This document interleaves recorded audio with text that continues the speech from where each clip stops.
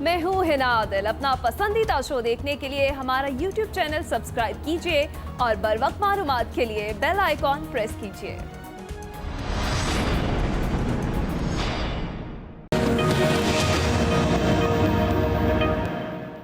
क्योंकि देखिए जो हमारा अदालती निज़ाम है वो जो अक्यूज़ होता है उसको फेवर करता है और उसमें कोई बुराई भी नहीं है। फेवर इसलिए करता है कि उसके साथ इंसाफ होना चाहिए, उसको हर मौका मिलना चाहिए अपनी सफाई देने के लिए। लेकिन बहुत सारे मामलात में गरीब तो इसका फ़ायदा नहीं उठा सकता। अमीर आदमी जिसके पास महंगे तरीन वकील होते हैं वो इसको डिले की सूरत में ले जाता है। वो तकरीबन साल डेढ़ साल तो मुकदमा चला, अब उसमें अपील का प्रोसेस चल रहा है। अब जब तक वो अपील का प्रोसेस ख़त्म नहीं हो जाता उनसे वो तमाम रिकवरीज नहीं हो सकती। इसमें एक ऑप्शन मौजूद है लेकिन उसके लिए कोई शर्म होनी चाहिए, कोई हया होनी चाहिए, वो प्ली बार्गेन का ऑप्शन है। अब मुझे एक बात बताइए, नवाज शरीफ साहब के वकील साहब के बारे में मैंने सुना है तो 70 करोड़ रुपये उन्होंने शायद फीस ली थी। अब उसके मुकाबले में जो प्रोसिक्यूटर था जिसने पूरा मुकदमा चलाया उसकी 1.25 लाख रुपये माहाना तनख्वाह है। अब एक 1.25 लाख रुपए की चीज़ है, एक सुजुकी की और एक फरारी की, तो जो आपने लड़ाई करानी है उसमें बेचारी सुजुकी आहिस्ता आहिस्ता अपने मंजिल पर पहुंचेगी। इस वक्त दर्जनों कंपनियां ऐसी मिली हैं जो शहबाज शरीफ और इनके बच्चों के कंपनियों की मुलाजमीन के नाम पे बनाई गई फ्रंट कंपनियां हैं और उनमें अरबों रुपए के पैसे डाले गए और वहाँ से फिर कैश की सूरत में निकाल के या उनसे टीटियाँ करवाई गई या अपने लिए मुख्तलिफ असासे बनाए गए। ये थे वज़ीर-ए-आज़म के मुआवने खुसूसी बराए एहतिसाब शहजाद अकबर, जिन्होंने आज लीगी सदर शहबाज शरीफ के खिलाफ मुबैना मनी लॉन्ड्रिंग और किकबैक्स की तीसरी किस्त मीडिया के सामने पेश कर दी और कहा अब शहबाज शरीफ का बचना मुमकिन नहीं। साथ ही एक सवाल के जवाब में शहजाद अकबर ने इस अफसोस का इजहार भी किया कि सबूत तो मौजूद है लेकिन कानून में कुछ सुकम है जिसकी वजह से शहबाज शरीफ अभी तक बचे हुए हैं। शहजाद अकबर ने इतना बड़ा दावा किया तो लीगी तर्जुमान मरियम औरंगजेब ने वाजे किया कि कागज लहराने से इल्जामात साबित नहीं हो सकते।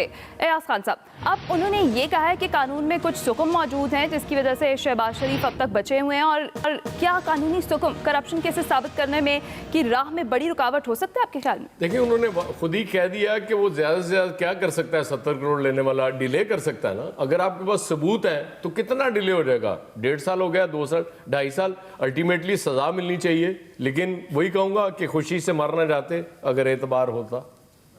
ठीक है, आमिर साहब। देखें, आज आपका ये सवाल अगर पहले हिस्से में होता तो बहुत मजा आना था। बहरहाल अब वक्त कम है। शहजाद अकबर साहब ने जो सवालात उठाए हैं मरियम औरंगजेब और तारड़ साहब को बिल्कुल जवाब नहीं देना चाहिए था, क्योंकि ये जवाब बनता था लंदन से वीडियो कॉन्फ्रेंस सलमान शहबाज की और वीडियो प्रेस कॉन्फ्रेंस बनती शहबाज शरीफ साहब की। कोरोना शरोना जो मर्जी हो, घर पे बोलने पे नहीं है। ये सारे सवालात पर्टिनेंट थे उनके और मैंने पूरी प्रेस कॉन्फ्रेंस देखी, सुनी, बड़े अच्छे उन्होंने चीजें उठाई हैं। तो लिहाजा जवाब उसको बनता है जिसने ये काम किया है या नहीं किया। हाँ, दूसरी बात उन्होंने चाहे भले मानसी में एक मिनट बात कह दी उन्होंने कि उन्होंने ये कहा कि जी जमानत हमजा शहबाज की इसलिए नहीं हो रही कि नैब के पास बहुत सारे अच्छे एविडेंस हैं। तो जिन सब की जमानतें हुई तो वहां मान लें कि आपके पास एविडेंस नहीं था। आप जो तकरीर करने आए थे, जो इतने सारे बड़े बड़े लोग सारे जमानतों पे चले गए, तो फिर वहां तो एविडेंस नहीं था ना आपके पास, ये भी मान लें। दुरुस्त। फैसल साहब, देखिए, आपने कानून में सकम की बात की है। कानून का सकम ही है कि जिसको जब चाहता है आप उसको बचा सकते हैं, जिसको जब चाहें आप जो है उसको फंसा सकते हैं।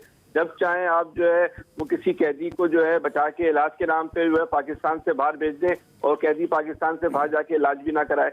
जब चाहें आप जहांगीर तरीन को फंसा दें, जब चाहें आप जहांगीर तरीन को जो है बचा लें, जब चाहें आप शहबाज शरीफ के साथ भी यही मामलात हैं, इनकी फैमिली के साथ भी मामलात हैं। इस सिस्टम को तब्दील करना पड़ेगा। मौजूदा सिस्टम से ये ताकतवर लोगों को ही तहफ़्फ़ुज़ फराहम करता रहेगा। ठीक है। लतीफ़ चौधरी साहब, मेरा ख्याल ये है कि इमरान खान को चाहिए कि ये जो एहतिसाब अकबर साहब है ना, इनको कम अज़ कम इत्काफ़ पे ही बिठा दें ताकि ये इनकी जो इस किस्म की गुफ्तगू से जान छूट जाए। अगर वो कहते हैं ना पंजाबी में कि यार जो तू एडा ही माड़ा से है तो फिर पंगा क्यों ले आसी। तो अगर आप लोगों को पता है कि कानून में सुकम है, सरकारी वकील 1 लाख रुपए लेता है, वो जितना लेता है, तो फिर ये पंगा किस लिए लिया था? हमारा जहन को क्यों परेशान किया था? हम लोग पागल हो गए, बल्कि ख्वाब देखना शुरू हो गए कि अभी खुशहाली आई, अभी पैसे आए। ठीक है, इलियास साहब। जी, शहजाद अकबर साहब ने तो खुद ही बता दिया कि जी इल्ज़ामात हैं लेकिन हम कर कुछ नहीं सकते, क्योंकि पहले भी कुछ नहीं हुआ, अब भी उन्होंने बता दिया कि कुछ नहीं होगा, ये इसी तरह होगा। बस एक प्रेस कॉन्फ्रेंस करते हैं और लोगों को लारा लगा के ट्रक की बत्ती के पीछे लगा देते हैं और लोग ठीक है, देखिए, कानूनी सुकम से ज्यादा मसला कुछ और है, और वो पूरे सिस्टम का है, जहां सिस्टम करप्ट आदमी को किसी न किसी शक्ल में फैसिलिटेट करता है। आप देख लीजिए कि मीडिया का एक हिस्सा वो पहले दिन से ही, जैसे शायद खान नवासी साहब का केस था, पहले दिन से ही उनको इस तरह बेगुनाह साबित करने की कोशिश की लग गया है कि तहकीकात का मौका ही नहीं उस पर दिया जा रहा।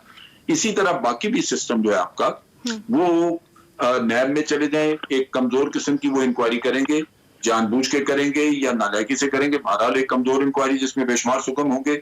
वो जो सुकम और कमजोरियां हैं वो पास कर दी जाती हैं, बता दी जाती हैं दूसरी साइड को कि आप अपना जब दिफा करे वकील आपका तो इन चीजों को एक्सप्लॉइट करे। फिर एक कमजोर रेफरेंस बनता है। फिर आप जज देख लीजिए, अशरफ वो हमारे उर्शद मलिक जैसे जज भी मौजूद हैं। तो ये पूरा निजाम, और फिर एविडेंस ढूंढना इतना आसान नहीं, क्योंकि जब हुक्मरान खुद चोरी में मुलव्वस हो जाता है तो वो इतने सबूत नहीं छोड़ता इतनी आसानी से कि आप उसको पकड़ सकें। ठीक है सर, वक्त की है और उसके बाद आपको यहीं पे रोकना पड़ेगा। एक्सपर्ट्स की राय आपने जानी आज के एक्सपर्ट्स से, इतना ही ख्याल रखिएगा। अल्लाह हाफिज। लेकिन हमें ये बताएं, इस मुल्क में आप कर क्या रहे हैं? आपकी स्ट्रेटेजी क्या है? प्राइम मिनिस्टर कुछ कहता है, वजीर कुछ कहते हैं, स्पोक्स पर्सन कुछ और कहते हैं, होता कुछ और है। नहीं, आज पाकिस्तान के लोग हंस रहे हैं इस पार्लियामेंट पर, हंस रहे हैं कि हमें तकलीफ क्या है और ये लोग बातें क्या करते हैं। हमने जो बातें सुनी है, हमें पता, मेरी तो समझ ये आई है कि कोरोना की जो सबसे बड़ी कॉज है वो 18वीं तरमीम है। अगर 18वीं तरमीम खत्म कर दें, कोरोना खत्म हो जाएगा। सुबाइयत की बू आती है तो मैं आपको दावे से कहता हूं ये सुबाइयत की बू नहीं है, ये वफाक की खुशबू है। वजीर खारजा साहब अपना नाक किसी अच्छे ENT स्पेशलिस्ट से चेक करवाएं, वो कोई मसला हो सकता है, या शायद साइड बदली करने की वजह से ये मसला पैदा हो गया। अक्सर ये होता है कि जब आप पार्टी बदली करते हैं, वफादारी तब्दील करते हैं, तो खुशबू बदबू में और बदबू खुशबू में बदल जाया करती है। ये कोई नई बात तो नहीं। सिर्फ और सिर्फ एक ही हदफ रहा मुख्तलिफ तकरीरों का जो वहाँ से आई कि जी हुकूमत ने ये बुरा किया, हुकूमत ने ये बुरा किया, हुकूमत ने वो, इन अदर वर्ड्स, और प्राइम मिनिस्टर पे सारा का सारा जो हदफ था वो बजाय इसके कि वो बीमारी हदफ होती, वो हुकूमत को हदफ बनाया गया। और उससे जो एक तवक्कुआत थी, मुझे अफसोस से कहना पड़ता है कि पेशरफ्त होती जो है वो नज़र नहीं आ रही। अस्सलाम वालेकुम नाज़रीन, आज के एक्सपर्ट्स के साथ मैं हूं हिना आदिल खान। आज के पैनल का हिस्सा होंगे अयाज खान साहब, लतीफ़ चौधरी साहब, lieutenant general retired Amjad Shoaib साहब, आमिर इलियास राना साहब, मोहम्मद इलियास साहब, फैसल हुसैन साहब। आज के पहले टॉपिक की जानिब बढ़ेंगे। मुल्क भर में लॉकडाउन में नरमी का आज तीसरा रोज़ है और नरमी के साथ कोरोना केसेस की तादाद में तशवीशनाक हद तक इजाफा हो गया है, जिस पर हुकूमत सख्त परेशान दिखाई दे रही है। उधर कौमी असम्बली और सेनेट के दोनों सेशन मुतबादिल दिनों में जारी हैं। सेशन बुलाने का मकसद तो कोरोना से निपटने के लिए मुतफ़िका लाहेअमल तश्कील देना है, लेकिन हुकूमती और अपोजिशन अरकान ने कोई तजवीज़ या प्लान देने की बजाय एक दूसरे को नीचा दिखाने के लिए खूब सियासी पॉइंट स्कोरिंग की। आज कौमी असम्बली के इजलास में साबिक वज़ीर आज़म शाहिद खाकान अब्बासी ने हुकूमत पर लफ्ज़ी शेलिंग की और लॉकडाउन के वजूद को मानने से ही इनकार कर दिया, जबकि साबिक वज़ीर आज़म राजा परवेज़ अशरफ ने कोरोना से मुतालिक हुकूमती हिकमत अमली को नाकाम करार दे दिया। हुकूमती वज़ीर शफकत महमूद ने अपनी गवर्नमेंट का भरपूर दफा किया और वाज़े किया कि अपोजिशन की रिक्वेजिशन पर इजलास बुलाए गए थे, लेकिन उनके पास कोई तजवीज़ नहीं है। इजलास से जो तवक्को थी वो पूरी होती नज़र नहीं आ रही। हुक्मरान कोरोना से मुतालिक अवाम को गैर संजीदा करार देते हैं, उनको बार बार एहतियाती तदाबीर इख्तियार करने के लिए समझाते नजर आते हैं, लेकिन अवामी नुमाइंदे अपनी जिम्मेदारी सही तरीके से नहीं निभा रहे। अब सवाल ये पैदा होता है कि अवाम को समझाने वाले अवामी नुमाइंदे खुद कब संजीदा होंगे। अयाज खान साहब, तो फिर ये कहा जा सकता है कि जैसे अवाम वैसे ही उनके नुमाइंदे भी हैं, कोरोना पर दोनों ही गैर संजीदा दिखाई देते हैं। मैं तो हिना बड़ा इंजॉय कर रहा हूँ 3 दिन से ये इजलास चूँकि शुरू हुए में। कोई भी रुकन उठता है। इसकी ओपनिंग की थी वज़ीर ख़ारजा साहब ने, शाह महमूद कुरैशी साहब बहुत सीजन पॉलिटिशियन हैं, बहुत देर से पार्लियामेंट का हिस्सा हैं। दिलचस्प बात ये होती है कि थ्रू आउट तनकीद हो रही होती है ऑपोजिशन पे, हुकूमत वाले ऑपोजिशन पे कर रहे होते हैं, ऑपोजिशन अपनी ऑपोजिशन यानी कि हुकूमत पे कर रही होती है। एक रुकन उठता है, वो आधा घंटा बोलता है, मुखालफत में बोलता है, चला बोलता, और फिर आखिर में कहता है कि हम हाजिर हैं, हमें बताएं क्या करना है, कहाँ हमारा ताउन चाहिए, हम पीछे तो नहीं हटे। हुकूमती नुमाइंदा आधा घंटा उनके खिलाफ बोलने के बाद वो कहता है कि कोई इशू नहीं है, हम तो यहाँ इजलास इसलिए बुलाया कि आप तजावीज़ दें, हम आपकी तजावीज़ सुनने के लिए तो यहाँ बैठे हुए हैं, और आप जो कहेंगे हम उसके मुताबिक अपनी वो लाहे अमल बना लेंगे, कोई इशू नहीं है। और उसके बाद फिर नेक्स्ट स्पीकर आ जाता है, और ये सिलसिला 3 दिन से जारी है, और जब तक ये इजलास दोनों चलते रहेंगे मुझे लगता है कि इसी तरह की चीज़ें होती रहेंगी और इजलास ख़त्म हो जाएंगे। और वो जो मुतफ़िका लाहे अमल, बेहतर ये होता ये इन इजलासों को बुलाने की बजाय ये सब अपने अपने बैठ के प्रेस कॉन्फ्रेंसेस कर रहे थे, वहाँ करते रहते। करने का काम ये था कि मज़े की बात ये होती है कि जब फील्ड में जाने का वक्त होता है ये आके कहीं बंद हो जाते हैं और वहाँ बैठ के तकरीरें शुरू कर देते हैं। अब ये जो मसाइल नज़र आ रहे हैं, जब लॉकडाउन आपने खोला और उसके बाद बाज़ारों में जिस किस्म का रश नज़र आना शुरू हो गया, लोग बच्चों को फैमिली समेत आ गए कि जैसे बाकायदा वो कहीं कैद किया हुआ था, जंजीरों से बांधा हुआ था, और वो छूट के और फिर उसके बाद जिस तरह से लोग निकल रहे हैं, वहाँ MPAs MNAs अपने लोगों को, इनके बेशुमार वोटर्स हैं जो इनके लिए सब कुछ करने के लिए तैयार हो जाते हैं, उनकी ड्यूटियां लगाते कि वहाँ पे लोगों को हेल्प आउट करें, लोगों को बताएं कि सोशल डिस्टेंसिंग क्या होती है।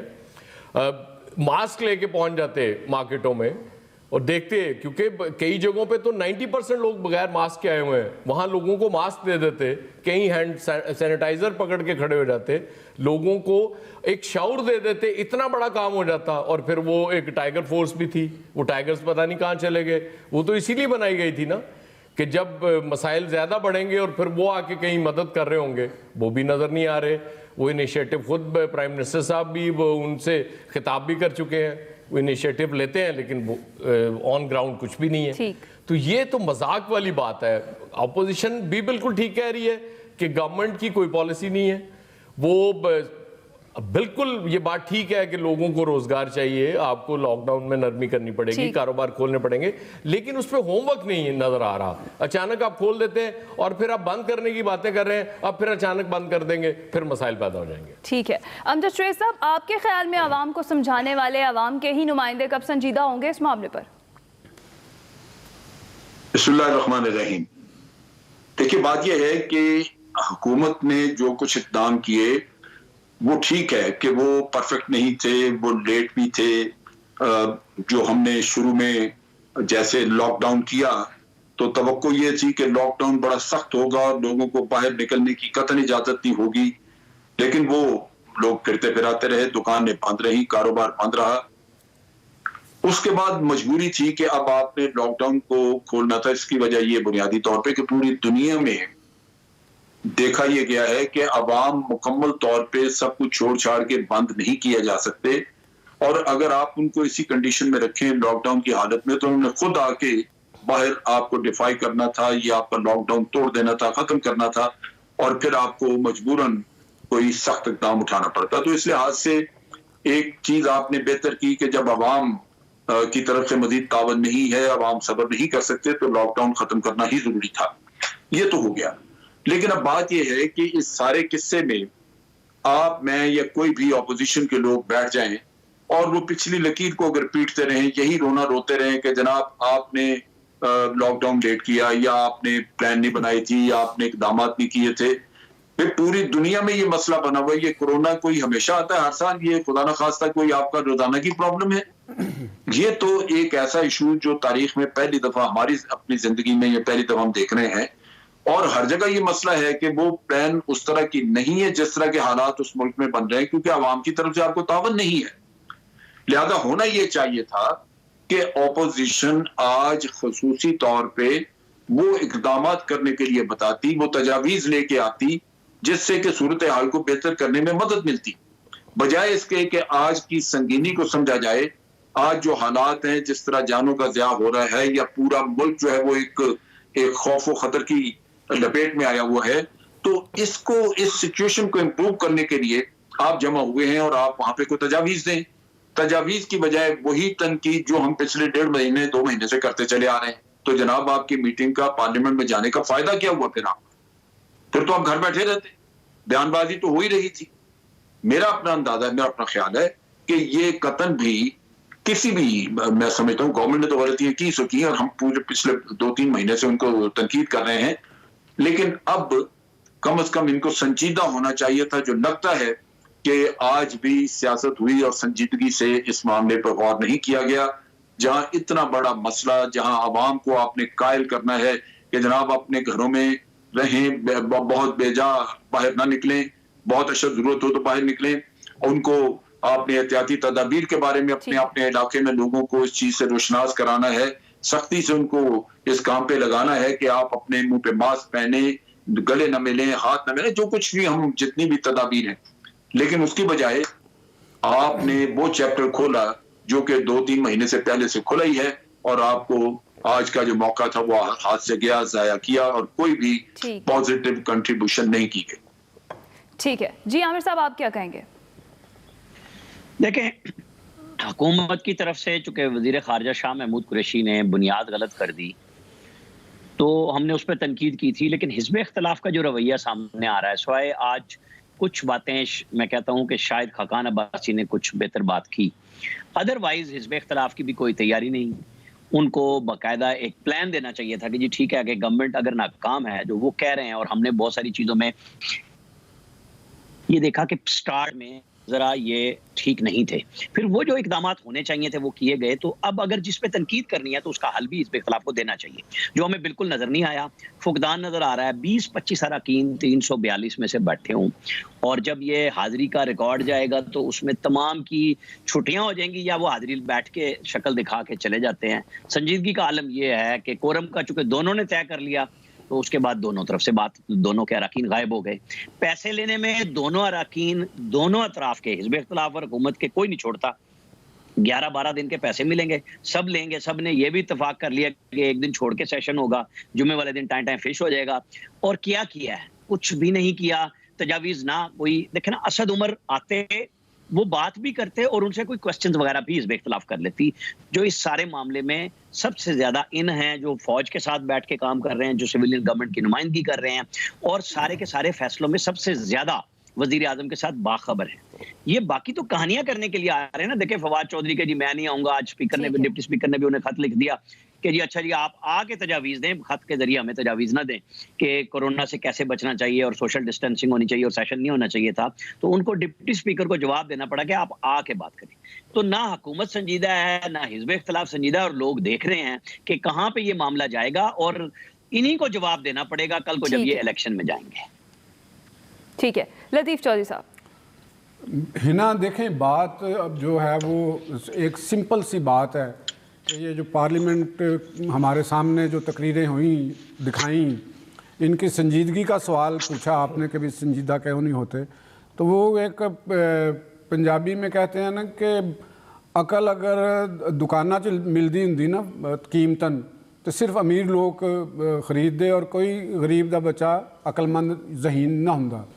इसका मतलब ये है कि कोई दुनिया में माओ तुंग पैदा ना होता, कोई दुनिया में लेनिन पैदा ना होता, कोई कार्ल मार्क्स पैदा ना होता, या इसी तरह के और जीनियस पैदा ना होते, सिर्फ उमरा और अशराफिया में से ही सारे पैदा होते। तो ये इन लोगों की जितनी जहानत है वो हमारे सामने नज़र आई है हमें कि हमारे पार्लियामेंटेरियंस जिनके बारे में हमें ये हुस्न ज़न है कि वो आवाम के वोटों से मुंतखब होके आए हैं, तो उन्होंने जो क्वेश्चन किए या जो बातें की वो ऐसे है जैसे दो सौकने आपस में लड़ती हैं ना, तो एक दूसरे को ताना देती हैं।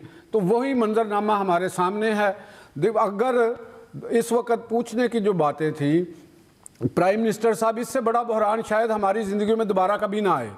प्राइम मिनिस्टर साहब को आना चाहिए था, अपोजिशन लीडर को आना चाहिए था, और उसके बाद देखें इस दौरान में यानी फरवरी से लेके अब तक का जो पीरियड गुजरा है, इस दौरान गवर्नमेंट ऑफ पाकिस्तान ने फेडरेशन की सतह पे अरबों रुपए की ख़रीदारी की है, तिब्बी सामान के हवाले से और दीगर चीज़ों के हवाले से। इसी तरह कुछ सूबाई हुकूमतों ने कोरोना के हवाले से ख़रीदारियाँ की हैं, कोई पैसे खर्च किए हैं। पहली बात तो कम से कम ये तो कर लेते कि वो कंसर्न अदारों के सरबराहों को असम्बली के अंदर बुला के उनसे पूछा जाए कि जनाबे वाला आपने किस मुल्क से कितना सामान मंगाया है, किस रेट में मंगाया है और उसकी अदायगी किस चैनल से किस तरीके से की गई है, और वो फिर आगे डिलीवर किसे किसे किया गया है और कैसे डिलीवर हुआ है, और जो स्पॉट जिसको डिलीवर किया गया बताए वो उनको भी फिर पार्लियामेंट वाले बताएं कि हाँ जी हमें ये बताया गया कि आपको हॉस्पिटल को ये डिलीवर हुआ है कि नहीं हुआ, ताकि कौम देखती कि हमारे पार्लियामेंटेरियंस कितने बाशऊर और उन्हें अपनी जिम्मेदारियों का कितना पता है। अरबों रुपए बताए हैं खर्च हुए हैं, कौम ने टैक्स दिए हैं इस मुल्क को, जो आप बैरून मुल्क से जो कर्जे ले रहे हैं वो भी कौम के सर पे ले रहे हैं, तो उनको खर्च आपने किया है, जो अतिया दिया है किसी मुल्क ने किसी बंदे ने वो कहाँ पे गया है, किस चैनल से आता है, आप कैसे खरीदारी करते हैं, उसका टेंडर कैसे देते हैं, मुफ्त में मिला है, ये किसी ने पूछा। तो मैं तो यही कहूँगा कि मुझे एक शेर याद और अगर थोड़ा सा टाइम है तो कि हमने ऐसे भी तैराक देखे हैं मुजफ्फर, गर्क होने से पहले सहारा ढूंढे, तो ये बंदे गर्क भी नहीं होते, उस गर्क होने के करीब भी ये अपना कोई ना कोई सहारा ढूंढते हैं, हमें सिवाय शर्मिंदगी के मायूसी के कुछ भी नजर नहीं। बिल्कुल ठीक है, ठीक है। फैसल हुसैन साहब, आपके ख्याल में सियासी पॉइंट स्कोरिंग बंद करके कोरोना के असल मसले पर कब बातचीत की जाएगी, संजीदगी कब इख्तियार की जाएगी? ये ना वही बात है ना कि कोरोना का जब पता होगा तो कोरोना के हवाले से बात करेंगे। इस वक्त हमें देखना चाहिए जब इतना बड़ा जो एक वबा पाकिस्तान में आई, एक आलमी वबा जिसको डिक्लेयर किया गया, तो उस वक्त पाकिस्तान ने के फेलियर क्या क्या हुए। पहला फेलियर तो ये हमारा हुआ कि हमारी ये हैसियत भी नहीं है कि हम अपनी जो कौम है उनके 4-5 करोड़ लोगों को जो है वो 2-3 महीने तक जो है खाली वो रोटी खिला सके। ये मतलब हम एटमी ताकत हैं, एटमी कुव्वत हैं और एक बहुत आलम इस्लाम की हम एक बहुत बड़ा एक क्या कहना चाहिए एक बहुत अहम ताकत है, लेकिन हमारी इतनी कैपेसिटी नहीं है कि अपनी कौम के 2-3 करोड़ लोगों को जो है वो 2-3 महीने की हम रोटी खिला सके। कोरोना आया तो हम सो रहे थे, कोरोना मौजूद है तो हम सो रहे हैं, कोरोना आहिस्ता आहिस्ता जाना शुरू हो गया तो हम सो रहे हैं। कोरोना भी जो है इसको हमको बेदार नहीं कर सका। मतलब कोरोना की अगर कहीं शिकस्त हुई तो पाकिस्तान में हुई, तो कोरोना जो है इस कौम को जो है वो सोते में से जो है वो उठा नहीं रहा, हम सोते ही रहे। लेकिन बुनियादी तौर पे देखना पड़ेगा कि इस कोरोना के हवाले से हमारी सबसे बड़ी जो है गलती क्या, और सारा मलबा जो है आप हुकूमत पर नहीं डाल सकते कि हुकूमत की बुनियादी पॉलिसियों में गलतियां हुई होंगी, वफाकी हुकूमत की पॉलिसी में भी हुई होगी, सूबाई हुकूमतों की पॉलिसी में भी हुई होगी, लेकिन जो हमारा जो बेसिक फेलियर हुआ है वो हमारे साइंसदानों का फेलियर हुआ है और हमारे जो मेडिकल के एक्सपर्ट थे उनका फेलियर हुआ है। मैं सिर्फ आपको एक मिसाल दूं कि 22 अप्रैल को कराची में 21 अप्रैल को कराची में डॉक्टरों ने प्रेस कॉन्फ्रेंस की और बोला कि 4 दिन के अंदर जो है वो 40% जो है मरीजों का इजाफा हो गया है और यही सूरत कराची के और मुल्क के अस्पताल जो हैं वो भर चुके हैं और अब मजीद जो है वो गुंजाइश नहीं है। ये प्रेस कॉन्फ्रेंस कर रहे हैं वो 21 मई को, और उसकी प्रेस कॉन्फ्रेंस के बाद जो है पूरे मुल्क में ऐसा लगा कि कोई बहुत बड़ा कोई धमाका हो गया। सारे चैनलों की ट्रांसमिशन जो है वो डॉक्टरों की उस प्रेस कॉन्फ्रेंस के ऊपर जो है मरकूज हो गई। आज क्या तारीख है? 12 तारीख है। उस प्रेस कॉन्फ्रेंस 12 मई, कमोबेश 20 दिन हो गए। उस प्रेस कॉन्फ्रेंस के तहत तो जो है कराची की सड़कों में, पाकिस्तान की सड़कों में जो है वो मरीजों को लेटा होना चाहिए था, लेकिन ऐसा तो नहीं हुआ। क्यों नहीं हुआ? पूछे ना डॉक्टरों से कोई, ये किसका लिखा हुआ आपने स्क्रिप्ट पढ़ा था, उस स्क्रिप्ट के पीछे क्या आपका मकसद था? कोई ना कोई वजह थी। आप डॉक्टर होके आपके पास कोई डेटा था, आपके पास कोई कैलकुलेशन थी, उस वक्त भी जिन लोगों की डेटा पे नजर थी वो लोग उस दिन भी कह रहे थे कि डॉक्टर जो है इस कौम को बेवकूफ बना रहे हैं, इस कौम से झूठ बोल रहे हैं। ये जो दुनिया का डेटा कह रहा है, जो पाकिस्तान का डेटा कह रहा है, वो डॉक्टरों की प्रेस कॉन्फ्रेंस से उसका तकाबली ये तो आपने कम टाइम दिया, औरों को ज्यादा दिया था, आप सबको बराबर टाइम दिया करें। चले ठीक है, पूरी बात नहीं कर पाए। सर आप कंप्लीट करें, आप गुस्सा ना करें। छोड़ा नहीं, आप कल निकल। ठीक है। मोहम्मद इलियास साहब जी, ये सूरत हाल है कि इनके पास बड़ा अच्छा चांस था, इन्होंने 3 दिन ज़ाया कर दी, बजाय एक दूसरे पर पॉइंट स्कोरिंग करते रहे और एक दूसरे को नीचा दिखाने की ये कोशिश जो रही उसमें कोई किसी का फ़ायदा नहीं हुआ। बजाय ये चाहते कि गवर्नमेंट जाती कि अपोजिशन को बताती कि हम क्या क्या करते, क्या क्या कर रहे हैं, लोगों को पता चलता कि किस महाज पर कितने लोगों को पेशेंट्स को किया और फ्यूचर में क्या प्लानिंग है। ना इनके पास प्लानिंग थी, ना कोई बताया गया है। जो असल सूरत हाल है, ये अवामी नुमाइंदे हैं, इनको चाहिए था कि अवाम के पास जाते, अवाम के मसलों को लेके आते और आके इधर बैठ के एक ब्रेन स्टॉर्मिंग करते और एक अच्छा लाहेअमल तय करते, लेकिन इनमें से किसी ने ऐसा कुछ नहीं किया। हॉस्पिटलों में वही सूरत हाल है, इनके पास वसाइल नहीं है। पहले तो आप देखेंगे डॉक्टरों के पास किट नहीं थी जब ये आए थे, अल्लाह अल्लाह करके अब जब चीज़ें आने शुरू हुई हैं और पेशेंट्स का देखना शुरू कर दिया, लेकिन पेशेंट्स का अभी भी बुरा हाल है। जो क्वारंटाइन सेंटर में है उनको सही तरह वसाइल नहीं मिला, खाना नहीं मिला, दवाइयाँ नहीं मिली, इवन के डॉक्टर्स की शॉर्टेज है। तो ये तमाम चीज़ें इनको पूरी करनी चाहिए, बहस करनी चाहिए, बजाय एक दूसरे पर 18वीं तरमीम या किसी और पर वसाइल की बात पर लड़ते झगड़ते ये करते। इसमें से किसी ने संजीदगी का मुजाहरा नहीं किया, बल्कि ये देख लें कि पार्लियामेंट में आना भी नहीं पसंद करते। और ये जो तमाम सूरत हाल है, बजाय 3 दिन में जो कौमी जो वसाइल हैं इस वक्त देख लें जो कि सूबों के पास इतने वसाइल नहीं रह गए कि वो अपनी सरकारी मुलाजमीन को तनख्वाहें दें या लोगों को खाना खिला सकें। अब ये सूरत हाल है कि कंट्रोल कर सकें कि क्या किस तरह करेंगे या कितना कर्जा लिया है, कौन किधर से क्या, कोई सूरत हाल बताएं कि हम मुस्तकबिल में कैसे चलेंगे, बजाय कि जो लॉकडाउन खोला है उसमें किस तरह कंट्रोल करेंगे। ये कि किसी सूरत पर इनका कोई नहीं है, ना कोई इनने कोई एक्सपीरियंस किया, ना कोई इन्होंने स्ट्रैटेजी अपनाई। अब वो तमाम सूरत हाल है कि ख़राब से वर्स सूरत हाल हो रही है। इनके अपने वज़ीर पंजाब के देख लें, सिंध के देख लें, चीख रहे हैं कि लोग अब बाहर निकल रहे हैं। अब लोग भी तंग पड़ गए हैं, खाने को उनके पास नहीं है, कारोबार बंद है। तो वो जो सूरत हाल है कि ये देखें अपनी मनमानी कर रहे हैं, लोग भी बाहर निकल आए। अब क्या करेंगे ये, इनसे ये भी कंट्रोल नहीं हो रहा कि लोगों को घर बिठाएं, और जी जो इलाज भी नहीं कर सक रहे, ना घर बिठा सक रहे हैं, ना लॉकडाउन, ना कोई पॉलिसी दे सक रहे हैं। तो ये तमाम जो सूरत हाल है, ये इसके मुस्तकबिल में जो सूरत हाल होगी देखिएगा और मजीद ख़राब होगी। लोगों का इनके ऊपर एतमाद उठ गया कि जो सियासतदान हैं, जो इनके मुंतखब नुमाइंदे हैं, इनके लिए कुछ नहीं कर रहे। ये इनके मुस्तकबिल में मुश्किलात का सामना करेंगे। अवाम हो या उन सबको संजीदा होना ही पड़ेगा। अब आकर एक्सपर्ट्स की राय आपने जानी। आज का दूसरा बड़ा सवाल ये है, क्या कानूनी सुकूम करप्शन केसेस साबित करने की राह में बड़ी रुकावट हैं? इस पर एक्सपर्ट्स की राय जानेंगे एक ब्रेक के बाद। मैं हूँ हिना आदिल। अपना पसंदीदा शो देखने के लिए हमारा YouTube चैनल सब्सक्राइब कीजिए और बर वक्त मालूमात के लिए बेल आइकॉन प्रेस कीजिए।